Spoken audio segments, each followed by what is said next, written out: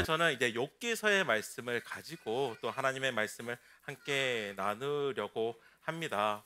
욥의 말씀 사실 참 쉽지 않는 이야기다라고 말씀을 먼저 드리고 이렇게 시작을 하려고 하는데요. 욥의 말씀이 왜 쉽지 않을까요? 왜? 그 이유는 고난을 다루고 있기 때문입니다. 최근 아이들을 재워놓고 아내와 함께 보는 드라마가 있습니다. 모두 아실 거라고 생각이 드는데 폭삭 사가수다 소가수다 사그면 안 되죠. 폭삭 소가수다라는 드라마인데요. 많은 분들이 보셨을 것 같아요. 혹시 보신 분들 좀 그래서 좀 공감을 좀 얻어야 되니까 많이 보셨네요. 근데 그 드라마를 보실 때 어떤 마음이 좀 드세요? 그냥 생각 안 하고 장난이고요. 저는 사실 이 드라마를 볼 때마다 매해마다 참 볼 때 마음이 참 불편해요. 매해 금명이 가정에서 일어나는 아픈 일들 때문입니다. 그래서 매번 볼 때마다 시작 전에 아내에게 물어봐요. 오늘은 좀 이렇게 슬픈 일이나 아픈 일이 일어나지 않겠지? 좀 좋은 일, 좀 좋은 이야기들로 좀 가득 찼겠지? 라고 물어보면 아내는 먼저 이렇게 다른 데서 좀 이 뉴스 기사를 보고 오늘은 좀 괜찮대, 이 해는 좀 괜찮대 라고 이야기하며 저희들이 같이 보기 시작하거든요. 그러면 끝에는 또 마찬가지더라고요.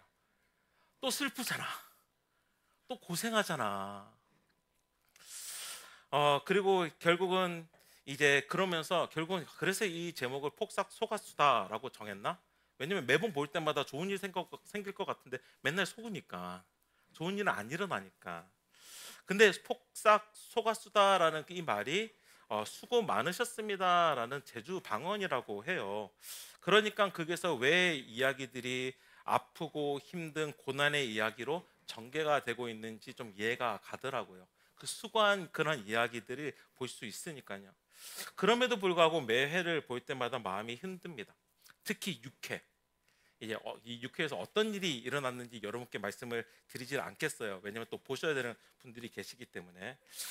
6회를 볼 때 어떤 사건이 일어나는데 보통 어떤 사건이 일어나면 길면 10분 정도 이 이야기를 전개해 나가거든요. 근데 그 6회에서는 6회만 보면 이 거의 1시간 전체를 다 사용해서 이 슬픈 스토리를 전개하는 그 모습을 볼 때 정말 마음이 저리더라고요. 그러면서 이제 안 봐야지 라는 마음을 좀 가졌는데 그럼에도 10회까지 지금 보았습니다. 그 마음 가운데 제가 느끼는 건 뭐냐면 시간이 지나면서 생각하게 되는데 현대 사회의 사람들에게는 고난의 이야기는 해피하고 싶은 이야기구나라는 그런 생각이 들더라고요. 고통의 이야기는 잠시 조금만 보거나 아니면 덮어놓고 지나가고 싶은 이야기이고 또 기쁜 이야기 또 즐거운 일은 오랫동안 나누고 싶은 이야기가 이미 되지 않았는가라는 생각이 들었습니다. 그러다 보니 우리는 어떻게 보면 너무나 즐거운 이야기, 기쁜 이야기에 익숙해져서 사실 고난의 이야기를 멀리하고 있구나라는 생각이 들더라고요. 그냥 누군가 고난의 이야기를 하면 약간 듣기 거북한 것이 우리 마음 가운데 있습니다. 그러면서 욥기서를 묵상하며 또한 욥기서를 통해 그리스도인들의 신앙에 대해서 묵상을 하다 보니까 고난의 시간이 정말 필요한 시간이구나라는 것을 다시 한번 깨닫게 됩니다. 왜냐하면 고난의 이야기가 결국은 기쁨의 이야기의 시작인 것을 깨닫게 되기 때문입니다. 고난의 시간이 있어야지만 이 즐거움의 시간이 그 이후에 오고 그 즐거움의 시간이 왔을 때에 이 고난의 시간으로 말미암아 그 기쁨이 배가 되는 또 기히 여겨지는 그것들을 발견하게 됩니다. 그렇기 때문에 아직 폭삭 속았수다를 10회까지 밖에 못 봤는데 이 고난의 이야기, 수고한 이야기가 끝나고 마지막에는 기쁨의 이야기가 있을 것을 소망하면서 사실 보고 있어요. 사실 목사가 예수님께서 다시 오셨을 때 그 기쁨의 날을 소망하면서 살아야 되는데 요즘은 이 폭삭 속았수다의 수다가 기쁨으로 끝날 것을 약간 소망하면서 약간 보고 있는데 결국은 기쁘게 끝나겠죠? 해피엔딩으로 끝나겠죠? 네, 여기까지만 묻겠습니다. 오늘 저희들이 함께 나눈 욥의 이야기는 고난과 고통 그리고 슬픔의 이야기로 가득 차 있습니다. 욥이 당하였던 그 고난의 이야기는 드라마의 주인공이 통과했던 고통의 시간보다 더 아픈 시간이었을 것입니다. 욥의 이야기를 좀 전체적으로 좀 나누기를 원하는데요. 왜냐하면 아직 욥기서의 말씀을 잘 모르신 분이 있을 것 같아서요. 그래서 욥기서의 말씀 전체를 보면 욥기서 1장에서는 어떻게 욥의 고난이 시작되었는지 우리에게 알려주고 있어요. 욥은 의롭고 하나님을 경외하는 사람으로서 많은 재산과 행복한 가정을 꾸미고 있었던 자였습니다. 하지만 이 모습을 보고 사탄은 하나님께 이야기하는 것이 무엇이냐면 욥이 하나님을 경외하는 이유가 이미 하나님께서 그에게 베풀어 주신 복이 참 많기 때문에 욥이 하나님을 경외하는 것입니다라고 이야기를 해요. 그리고 하나님께 도전하면서 이야기하는 것이 무엇이냐면 하나님께서 만약 욥에게 주신 이 복들을 거두어 가시면 욥은 돌아설 것입니다라고 이야기를 해요. 그리고 그 가운데서 하나님께서는 사탄을 허용하죠. 시험하도록 허용하셨습니다. 그리고 그 이유로 욥은 하루아침에 재산과 종들 그리고 자녀와 자신의 모든 것을 잃게 됩니다. 그리고 또 이후에 자신의 건강까지 잃게 되죠. 이 모습을 보는 가운데서 우리는 한 가지 내 자신에게도 던질 수 있는 질문이 있을 것 같아요. 사탄이 사실 하나님 앞에서 고발자로 욥을 공격하고 있는데 하나님께서 축복하셔서 욥이 하나님을 경외합니다. 하나님께서 주신 모든 것을 거두어 가시면 욥은 하나님을 떠날 것입니다 라는 이것은 우리에게도 어떻게 적용이 되냐면 만약 내가 가진 모든 것을 하나님께서 거두어 가실 때 나는 그 가운데서도 하나님을 의지하겠습니까? 라는 질문을 내 자신에게 던질 수 있죠. 하나님께서 나의 기도를 들어주시지 않음에도 불구하고 나는 계속 하나님을 경외하겠습니까? 라는 질문을 던질 수 있고 또한 내가 손해를 보는 가운데서 그 가운데서도 나는 하나님을 예배하겠습니까? 라는 질문도 사실 던질 수 있습니다. 그리고 이 질문에 대해서 오늘 말씀을 함께 듣는 그 가운데서 함께 묵상하시기를 부탁드립니다.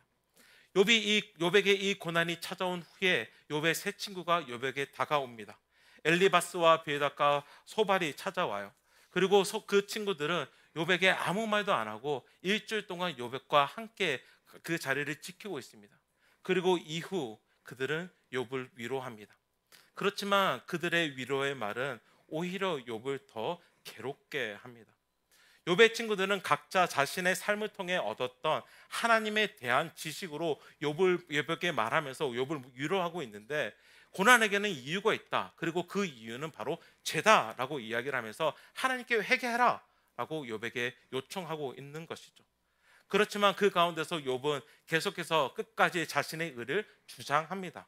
억울하다라는 것이죠. 하지만 친구들에게는 욥의 말이 납득되지 않습니다. 왜냐하면 욥이 만약 의인인데 고난을 받는다면 하나님께서 의로우시지 않으신 것이다 라고 이야기하면서 어떻게 의로우신 하나님이 너에게 벌을 주실 때 너가 의로운데 벌을 주시겠느냐라고 이야기를 하면서 오히려 욥이 너가 모르는 그 죄가 있을 것이다 라고 이야기하고 있기 때문이죠. 그런데 우리는 사실 너무나 잘 알죠. 욥의 고난은 욥의 죄 때문이 아니라 오히려 그가 경건했기 때문에, 오히려 그가 의로웠기 때문에, 오히려 그가 하나님을 경외하는 자였기 때문에 찾아온 시험이었습니다. 이 모습을 통해 우리가 한 가지 더 우리 자신에게 질문할 수 있습니다. 나 역시 하나님을 안다고 하면서 나의 경험이나 나의 알므로 하나님을 만들고 있지는 않는가라는 질문이죠. 그리고 우리의 경험으로 만들어낸 하나님으로 하여금 우리는 그 하나님을 잣대로 삼아 남을 비난할 수도 있지 않는가라는 그 질문을 우리 자신에게 한번 던져봅니다. 사실 그것이 종교성이 가진 위험입니다. 많은 종교적 모습들은 자신이 생각하였던 그리고 경험하였던 것에 기초하여서 신을 만듭니다. 그리고 내가 내 자신이 만든 하나님을 내 자신의 방법으로 섬기는 것이죠. 즉 성경이 말하는 하나님이 아니라 내가 바라는 하나님을 만드는 것입니다. 하나님은 창조주이시고 전능하신 하나님이시기 때문에 하나님을 경배해야 되는데 오히려 그 하나님을 내 뜻대로 내 생각대로 만들어 놓고 그냥 나의 삶의 도구로 사용하는 것이죠.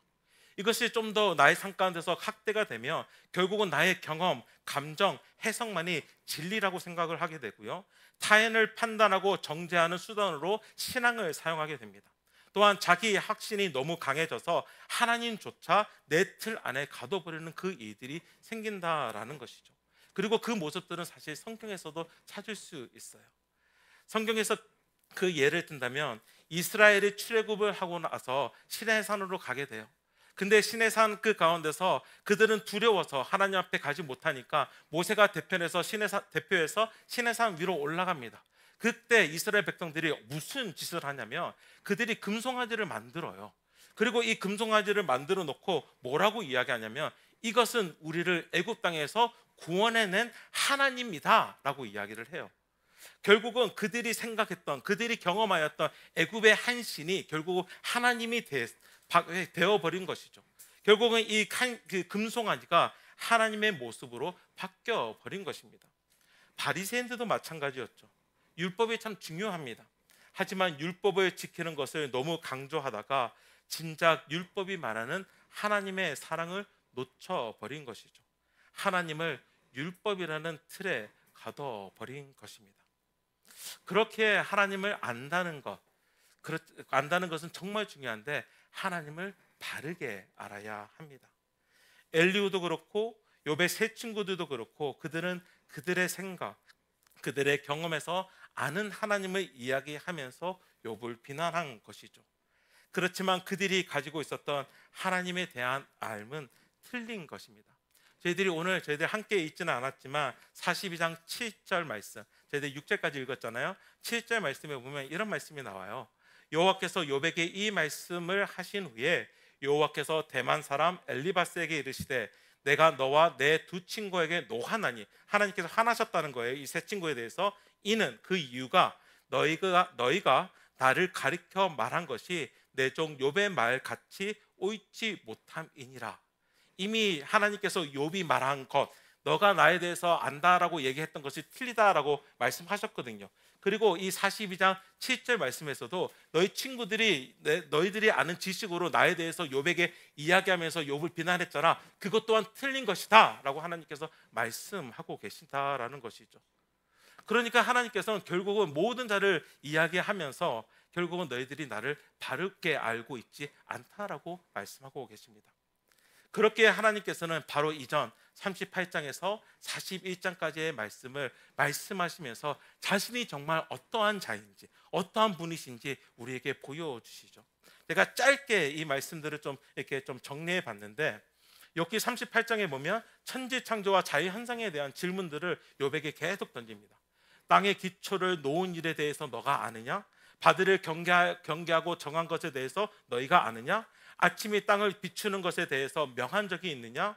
바다의 샘과 깊은 곳을 내려가 본 적이 있느냐? 사망의 문을 본 적이 있느냐? 빛과 어둠의 거처를 아느냐? 눈과 우박의 창고가 어디 있는지 너가 아느냐? 라고 계속 욥에게 질문을 던지고 있는 것이죠. 그리고 39장의 말씀에서는 동물들을 이야기하면서 삼염소와 안사슴의 새끼를 날 때를 너가 아느냐라고 말하고 계시고, 들나귀를 자유롭게 다스릴 수 있느냐라고 질문을 하는 것이죠. 결국은 이 질문들을 계속 던지면서 욥의 어떤 모습을 보여주고 있냐면 욥은 아무것도 하지 못함을 보여주고 계신 것입니다. 그리고 결국 41장, 42장 바로 앞에 그 말을 이해하면서 이 온 천하에 있는 것이 다 내 것이다 라고 이야기를 하면서 나는 이 모든 것에 대해서 알고 있다 라고 이야기를 하고 있는 것이죠. 이 수많은 질문들을 던지면서 하나님께서는 욥에게, 그리고 욥의 친구들에게, 그리고 엘리후에게 말씀하시는 것이 있습니다. 하나님은 우리가 아는 것보다 더 크신 분이시라는 것이죠. 그리고 하나님은 내가 경험한 것으로만 그분을 설명할 수 없다라는 것입니다.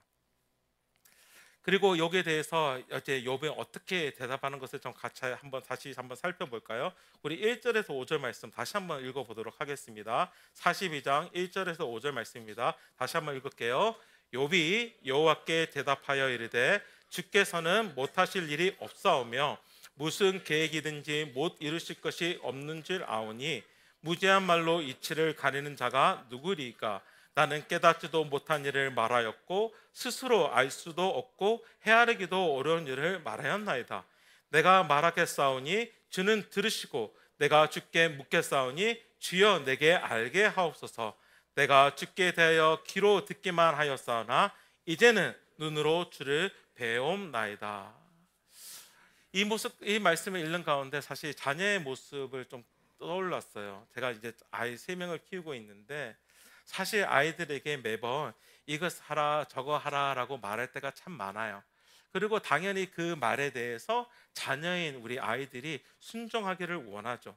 그런데 때로는 아이들이 저의 어떠한 그 부모된 그 권위에 이렇게 반항하는 것은 아니지만 가끔 물어요. 왜요? 왜요? 좀 씻고 왜요? 좀 먹어 왜요? 그럼 공부 좀 해 왜요?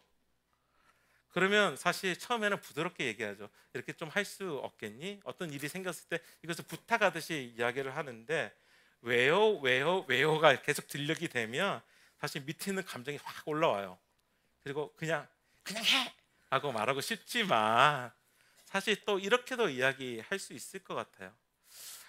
너가 이 일을 해야 되는 여러 가지 이유가 있는데 그것을 너에게 이야기해 줄 수도 있어. 하지만 그 이유를 다 말해도 그 이유에 대해서 너가 이해하기 힘든 부분도 있을 거야 라고 이야기할 수 있는 것이죠. 너는 6살이고 나는 47이야.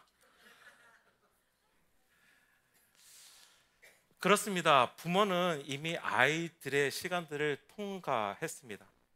그리고 모든 상황을 지각하고 있는 상황 가운데서 아이들에게 요청하는 것이죠. 하지만 아이들은 이해하지 못합니다. 사실 이유를 말해줘도 그것을 받아들이지 못해요. 왜? 그것을 다 알지 못하니까. 하나님과 우리의 사이는 어떤가요? 하나님과 인간인 우리의 사이에 존재하는 지혜의 차이는 부모와 아이의 사이의 차이보다 비교할 수 없을 만큼 큽니다. 그리고 하나님은 주권자이시고 창조자이시고 또한 전지전능하신 분으로서 우리의 삶 가운데 계시고 우리의 삶 가운데서 이런 문제들을 던져 주시는 것이죠. 이것을 욥에게 말씀하시는 것입니다. 그리고 욥은 알았던 것이죠. 하나님이 누구신지.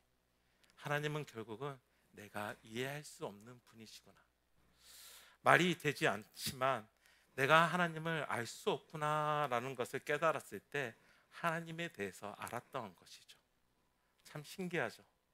나는 하나님에 대해서 안다라고 얘기할수록 하나님을 모르는 것이고 하나님에 대해서 전혀 모르겠어요 라고 이야기하는 것이 오히려 하나님을 아는 한 중요한 부분인 것 같습니다.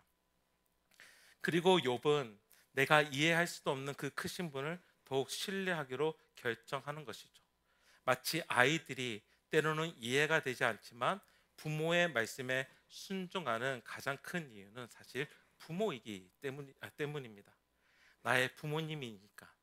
그리고 그 부모님은 나를 너무나 잘 알고 모든 상황에 대해서 잘 알고 계시니까 나에게 가장 좋은 것을 주실 거라는 할 거라는 마음이 신뢰가 되는 것이죠. 결국은 이 신뢰는 우리가 이 고난을 통과하는 그 가운데서 해답이 되는 것입니다.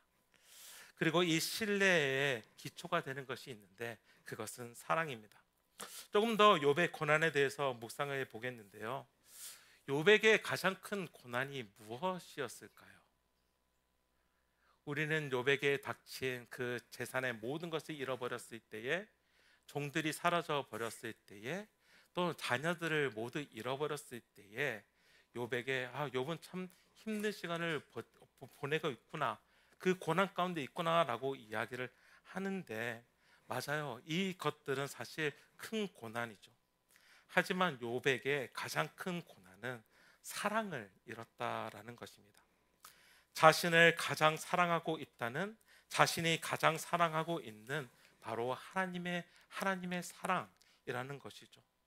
사실 힘든 것도 고난이라고 우리는 말하지만 우리는 사랑을 잃게 되면, 그것에 사랑하는 사람을 만약에 잃게 되면 우리는 너무나 큰 고난 가운데 들어가게 됩니다. 사랑하는 이를 잃었던 그 아픔은 그 어떤 고난의 아픔보다 더 클 것입니다.